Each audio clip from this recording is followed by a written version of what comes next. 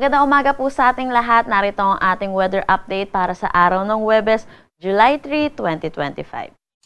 Yung binabantayan nating low pressure area dito sa loob ng ating Philippine Area of Responsibility ay bumaba yung tsansa na maging isang ganap na bagyo within the next 24 hours. At hindi pa rin naman natin inaalis ang posibilidad na maging isang ganap na bagyo ito sa mga susunod na araw. Ito ay huling namataan sa line 125 kilometers east-northeast ng Apari, Cagayan. At ito'y kumikilos northwestward at inaasahan natin lalapit ito dito sa may extreme northern Luzon kung saan magdadala ito ng mga kalat-kalat na pag-ulan lalo na dito sa may Batanes at Babuyan Islands. Ngayon, patuloy pa rin naman ang pag-iral ng southwest monsoon o ng habagat lalo na dito sa may central Luzon, southern Luzon, Visayas at Mindanao. Dulot po ng low pressure area at southwest monsoon, inaasahan natin malaking bahagi ng ating bansa ang makakaranas ng mga pag-ulan ngayong araw at sa mga susunod na araw. Para na lang din sa kaalaman ng lahat, meron din tayong bagyo sa labas ng ating Philippine Area of Responsibility. Sa ngayon, ang kanyang kategory ay tropical storm at meron itong international name na Moon.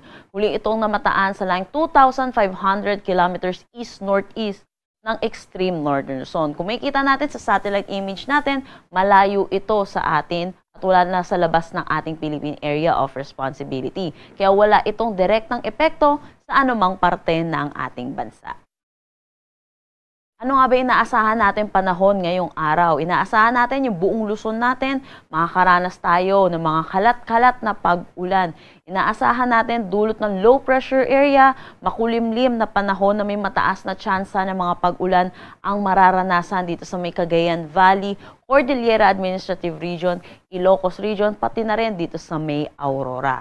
Asahan naman natin ang pabugso-bugsong pag-ulan dulot ng southwest monsoon or habagat dito sa may Pangasinan, Zambales, Bataan, Metro Manila, pati na rin sa Cavite, Batangas at Occidental Mindoro.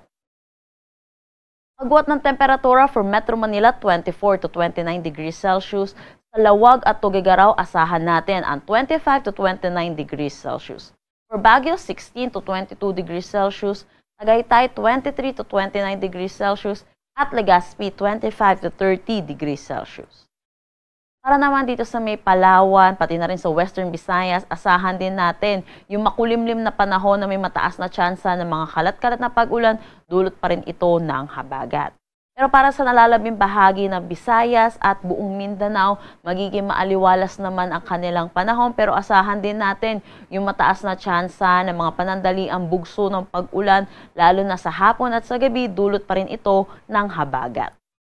Agwat ng temperatura for Calayan Islands at Puerto Princesa, 25 to 31 degrees Celsius, Iloilo 26 to 30 degrees Celsius, Tacloban 25 to 31 degrees Celsius. Para sa Cebu, 25 to 32 degrees Celsius, Zamboanga, 24 to 34 degrees Celsius, Cagayan de Oro, 23 to 31 degrees Celsius, at Davao, 24 to 32 degrees Celsius.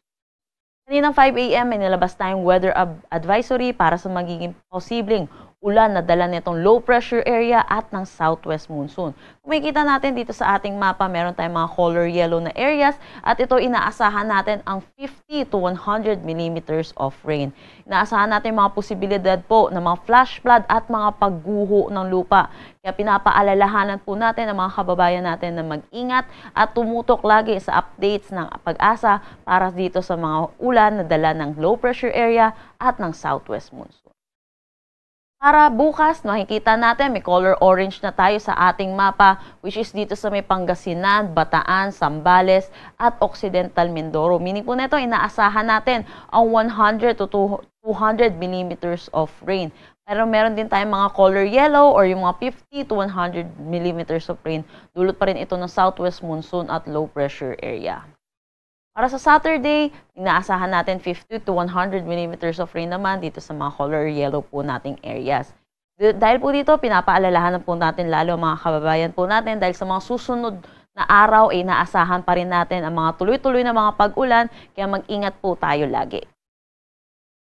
Wala naman tayo nakataas na anumang gale warning sa anumang seaboards ng ating bansa. Pero iba yung pag-iingat na lang din po para sa ating mga kababayan, lalo na po sa mga pumapalaot na may mga sasakyang maliit pandagat.